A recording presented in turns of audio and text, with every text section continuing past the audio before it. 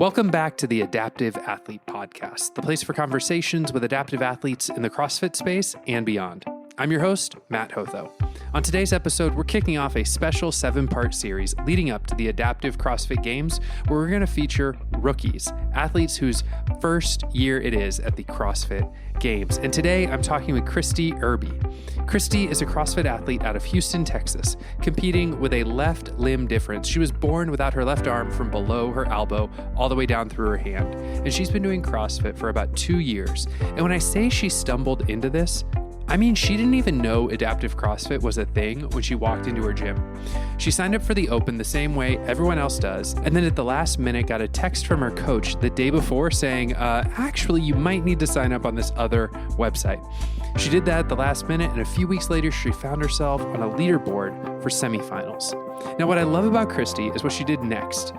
She didn't just show up to semifinals. Nope, she built a spreadsheet. She started doing 2-a-days. She built her own rowing attachment from an ankle strap and a carabiner that she found on Amazon, and she competed at Texas Parasports to get some live competition experience before the big stage.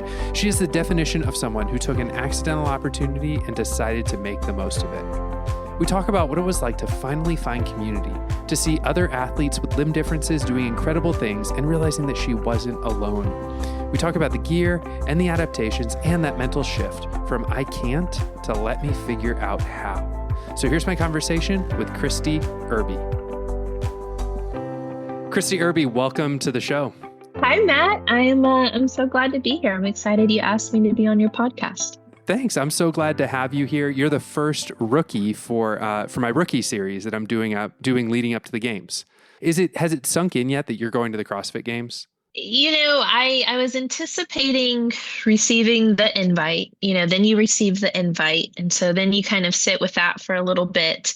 And I would say, we had a class this morning and there's about 30, 40 people there and everyone was kind of congratulating me. And then I realized, oh yeah, I'm actually doing this. Yes. So, it's kind of been, because life happens, you work, things go on. And then today is kind of really been like, okay, now we got to lock in, you got to start training. Mm-hmm. So 7 weeks. So it's sinking in. I know. Yeah. Wow. Yeah. 7. Yeah. That's awesome. Okay. So when we were kind of getting to know each other a little bit before we started recording, you described yourself as an accidental athlete. You kind of said you kind of stumbled into this thing. Yeah. Tell me about that. I did. So, I've only been doing CrossFit now for about 2 years consistently. Before that, I had a gastric sleeve. And so I had a gastric sleeve in about, I think 2021, 22. And so I lost 80 pounds, which, was great. I was thinner, I felt good. I looked good. I thought I did. But I still felt like something was missing. And throughout my life, I had never really been athletic, or had like a very active lifestyle. And that was one of the things I wanted to change. I've lost this weight, now what am I going to do with that? Yeah. So losing the weight and then also, having my limb difference, missing my left arm. I wanted to be in a space where I could learn. I could take time, I could learn proper techniques, I could, learn different lifts, and I also needed a space where I was going to be held accountable and where there was going to be structure. Yeah. So, all of those things, I tried tennis, I tried different things here and there. And I found our local CrossFit gym, Bell House. And, I did a couple of drop-in classes with them and everyone was just so friendly. The coaches were, having conversations with me about, what my expectations were, what my abilities were, how much weight was too much weight, different things like that. And so I did a couple of drop-in sessions with them and I really enjoyed it. And so that's kind of what started me on the CrossFit journey. Yeah. Yeah. But you didn't see yourself ever doing anything like this. Like this is totally a surprise. Yeah, absolutely not.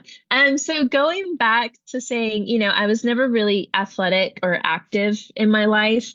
With that weight loss, I had lost a lot of muscle mass. Yeah. So, not being very athletic, losing a lot of muscle mass.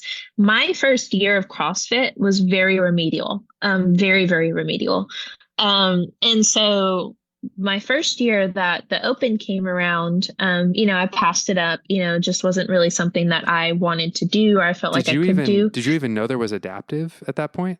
No, Yeah. no. I didn't know there was an adaptive community, really anything, because everything that we were doing in the gym was everybody in my class kind of standing around saying, okay, how are we going to figure this out? How am I going to do a snatch or do a clean or, all of these different things. And so really it was me getting on Amazon, looking at different straps and carabiners and a lot of trial and error. So the first year was very remedial. It was just figuring it out. And then this year, when the open came around, the coaches were like, you need to sign up. You've come a long way. You're doing so much better. And they touted it as a benchmark. They said, it's worldwide, everybody participates. It's a benchmark for you to see how you progress in your fitness journey. And I was like, okay, I can do that. So I sign up. So I sign up for the open. Well, I signed up with everybody else on the regular open. Yeah, yeah. And so, yeah, because I didn't know. So my gym had planned this big community party workout thing on Friday night where we were all going to do the workouts together. And so literally the day before, my coach texts me and she says, by the way, you need to sign up on this other website, which was Willwad. Willwad, yeah. She goes, you need to sign up here. She goes, I think you're going to be one of these two different categories. And so I said, okay. So of course, me procrastinating the way I do, I didn't sign up till the day of.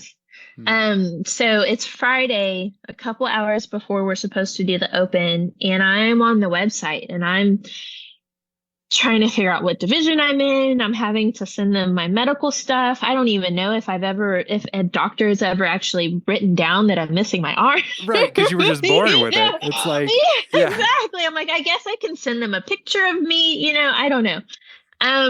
So anyway, so I signed up for your it. birth certificate, like your birth certificate, exactly. like 8 pounds, 7 ounces, no left arm. Yeah. Where they do your handprint, like there's one handprint and then just like a nub. maybe I don't know what they need. Yeah.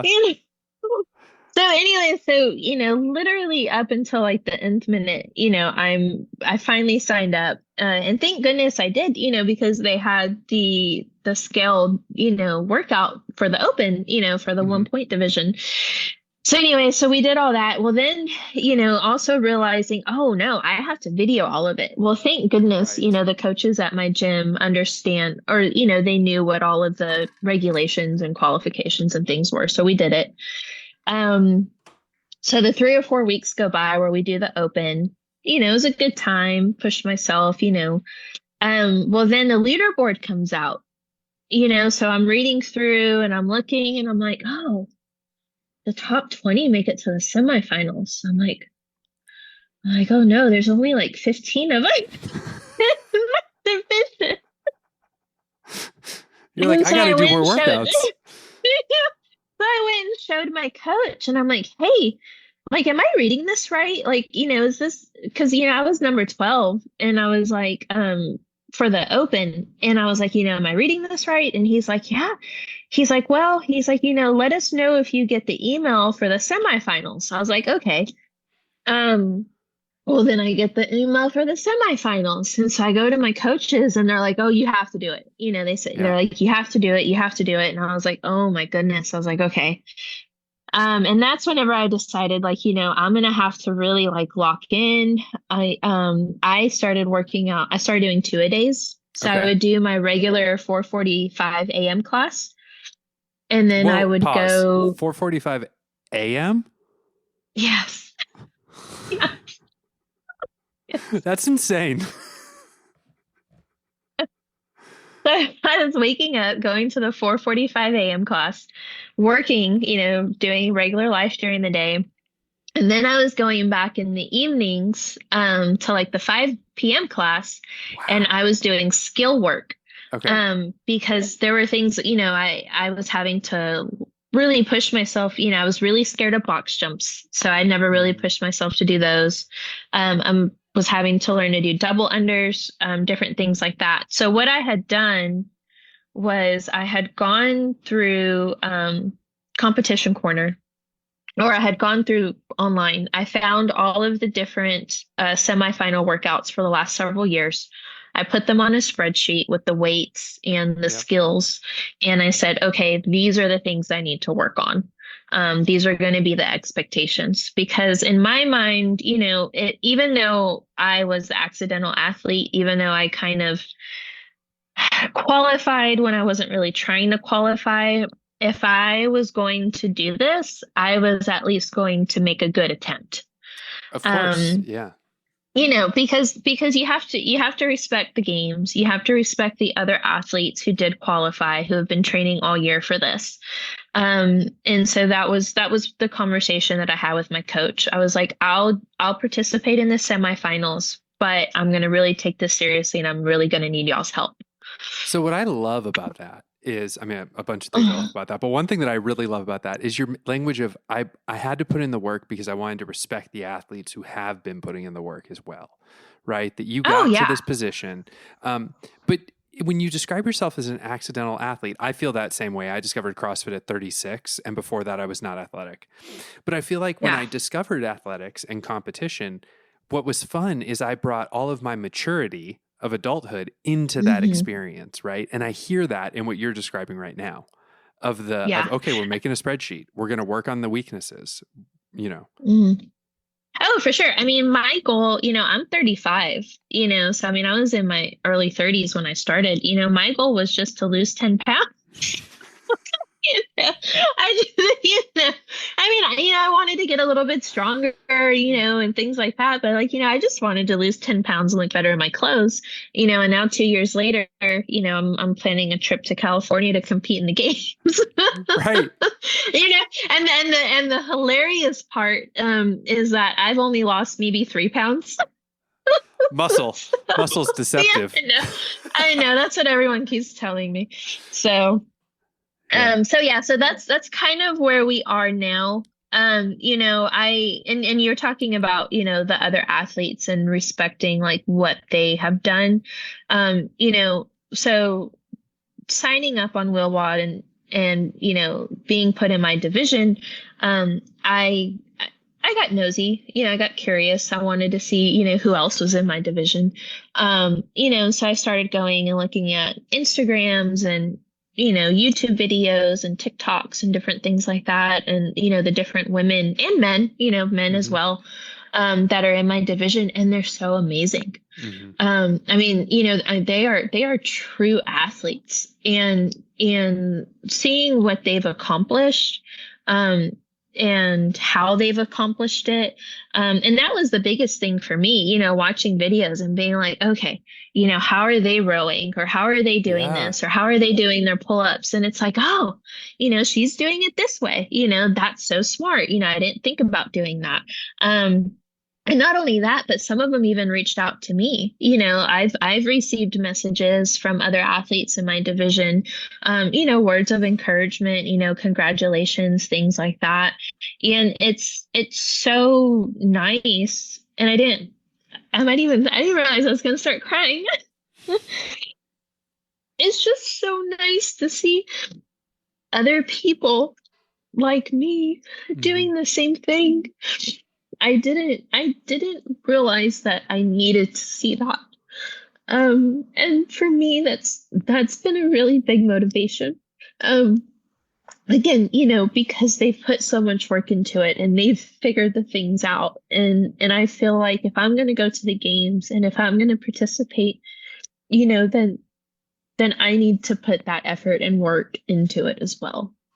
This is amazing. I mean, this is the heart of of what we want adaptive athletics to be, right? Is encouraging each Yeah. other, and we're not alone. You are not alone. The girls in your division are telling you that, right? And they're Yeah. encouraging you. And yes, it's competition, but it's not. It's also the opportunity to learn new things and to be encouraged and to, yeah, to just know you're not alone. That's wonderful. And not just CrossFit, I mean, Olympic weightlifting, swimming, running, I've met so many other women through TikTok and through Instagram and through, various, different platforms, with limb difference similar to mine that are just doing so many amazing things. And I wish I had found them sooner. Sure. Yeah. And part of that, I feel, I never really went to seek anybody out like me. And like I said, I didn't realize that I needed it, but I think I did. Yeah. Well, and I can relate in that to some ways growing up with my disability, just like you did, right? Like on two different things happen. One, it becomes just normal. Like this is who I am. Mm-hmm.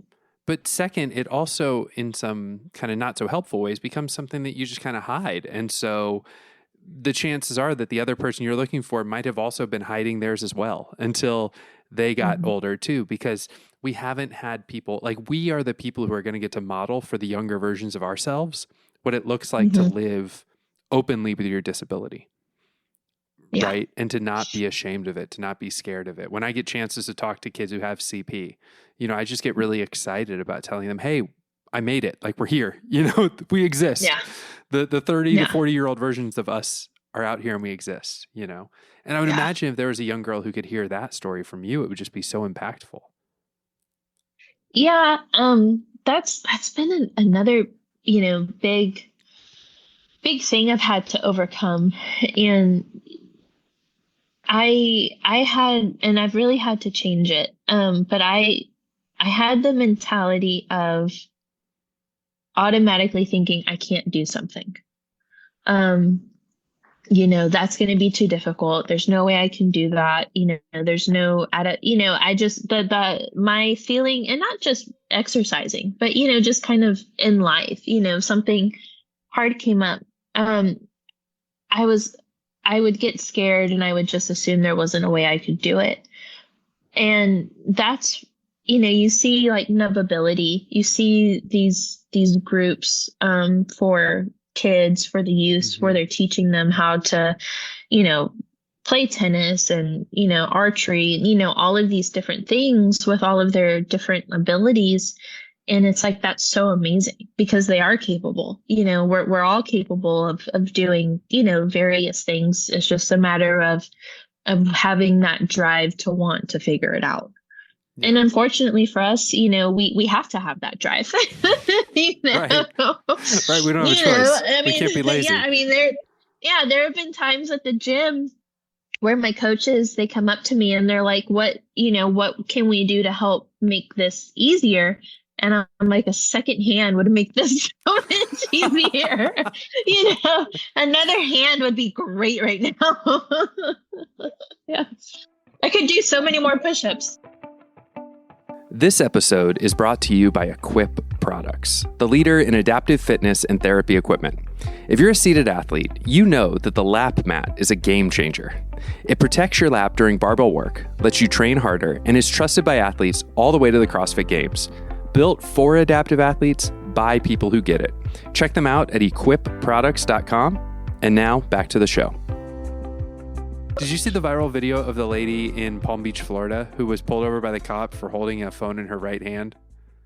I did see that. I have had a lot of people call and text me and ask me about that.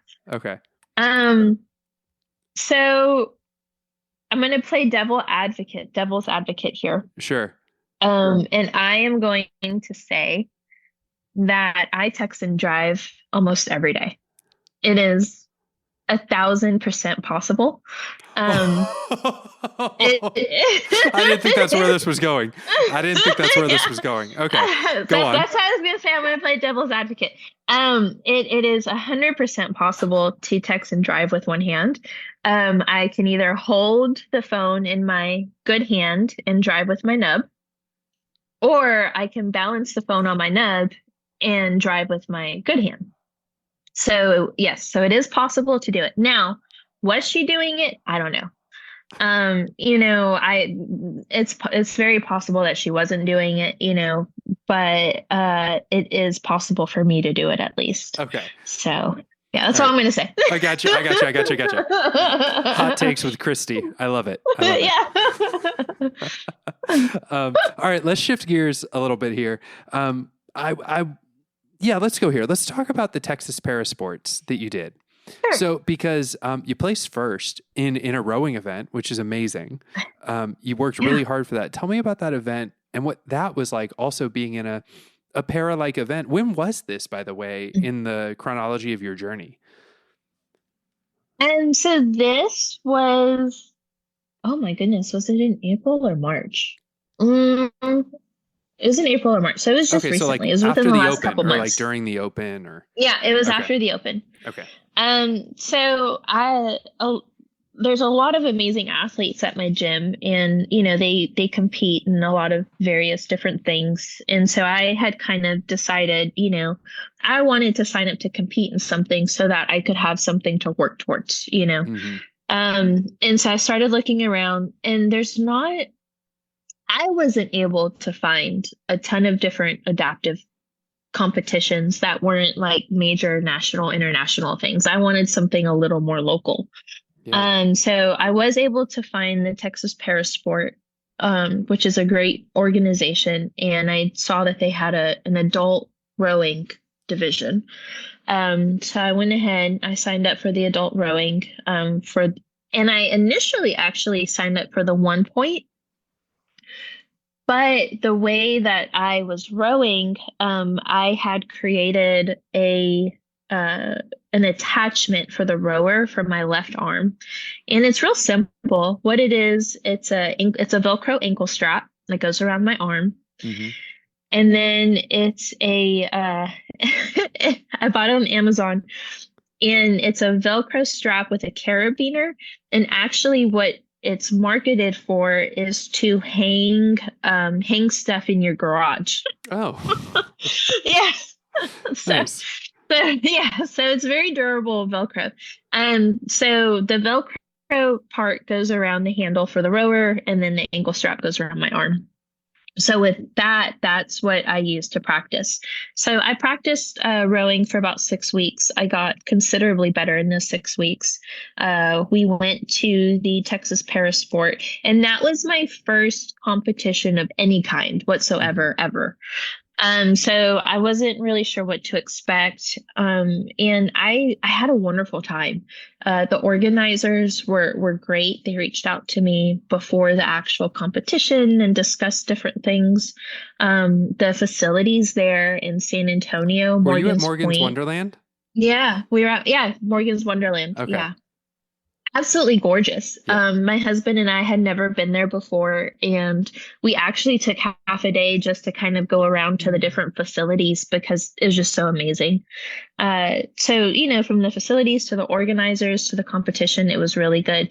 I really got intimidated because the Texas Air Force had a para team that all showed up. Oh, wow. And so they're all in their Air Force uniforms. I want to say it was about 20 of them.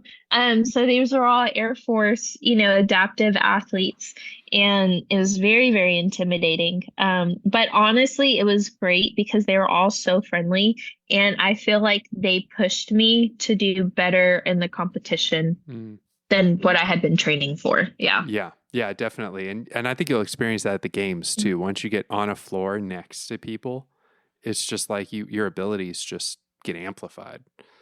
Yeah. So rowing was really fun. It was a 4 minutes, and then it was a 1 minute sprint. With some time in between. So Yes, with some time in between. Yeah. Yeah. So the 4 minutes was first. My goal for the 4 minutes was to hit 750 in meters, Hmm. and I was able to get into the 800s, which was really Yeah. exciting.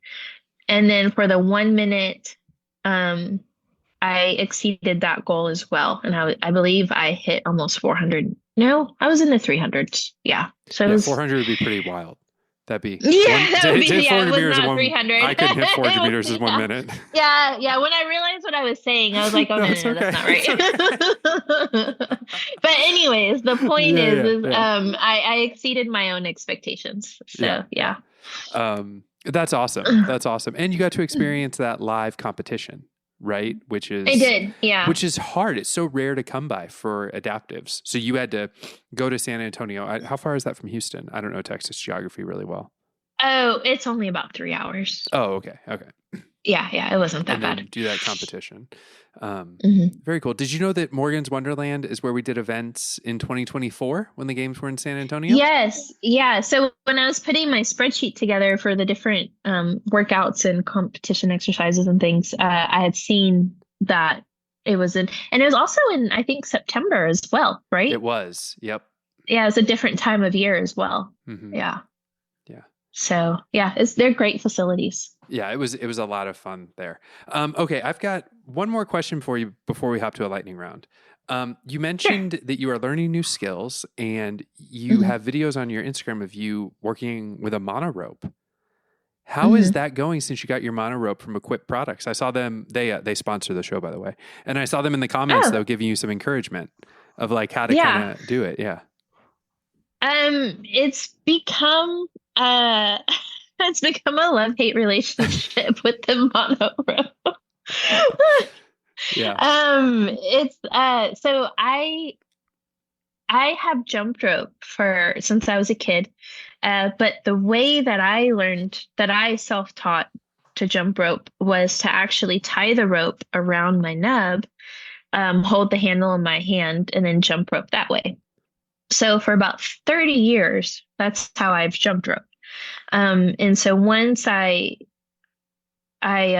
realized that, okay, we're going to be doing the semifinals and those types of things, then I had to see what's the CrossFit, the 1 point way to jump rope. And that's when I came across the mono rope. And it's difficult. Hmm. It's definitely a new skill.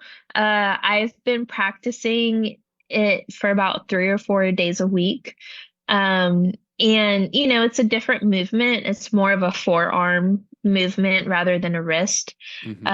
And I've also never done double unders before. So I'm having to learn how to use a new type of jump rope, and I'm also having to quickly learn how to do double unders.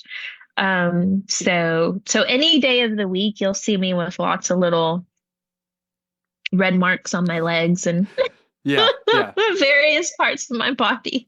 Yeah, double unders are almost like a musical thing. Like you get a vibe for like the rhythm Yeah. and the beat and Yeah. the go, like when you hit it twice. And yeah. And I couldn't imagine Yeah. doing it on a monorope. I'm lucky enough that I can do it with a Yeah. regular jump rope. But one of my friends in my division whose arm is worse off than mine does a monorope. And it's just so impressive when someone's able to do Yeah. that. And now that I've gotten better at it, I actually do prefer it. I've been using it in our workouts as well, and I've actually gotten pretty quick at it. So I'm excited. I feel like the dubs are. I feel like I'm right there. Like they're gonna happen soon.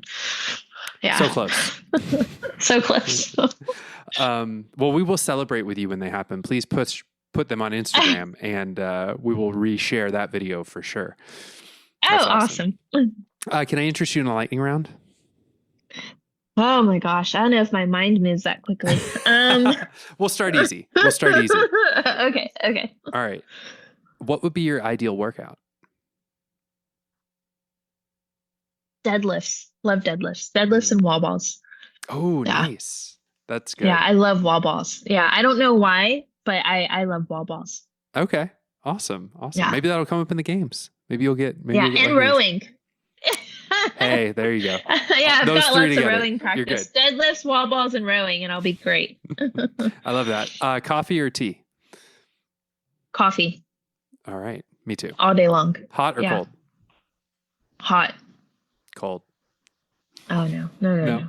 Okay. Deal. No, I'm a purist. Okay. All right. What's a goal outside of fitness that you're currently working towards?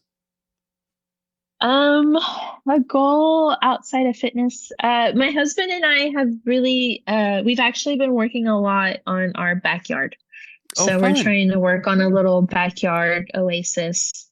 So that's what, different plants and trees and a pergola and a little Yes. pink pool and things like that. Yeah. Where It you're gets at, hot in Texas.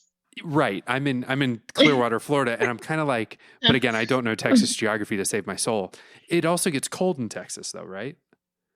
It does. Yeah. Yeah. It gets, but not, I mean, very minimal compared to the heat Okay. where I am in Houston. Okay. Yeah. So it's nice to be outside as long as you've got some shade and a breeze. Oh, yeah. Yeah. Okay. Yeah. So that's what we're looking forward to. Wonderful. Wonderful. Yeah. All right. Two more lightning round questions. What's your favorite way to spend a rest day?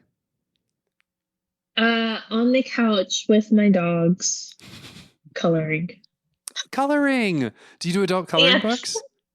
I do adult coloring books. But I had to switch the type of coloring books that I was using because the regular ones were actually giving me anxiety.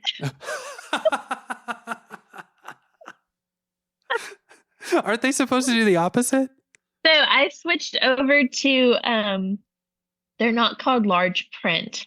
I'll send you a link, Okay. but the pictures are bigger. They're almost like more like children coloring books, but they're a little more adult. But those I love them. Yeah.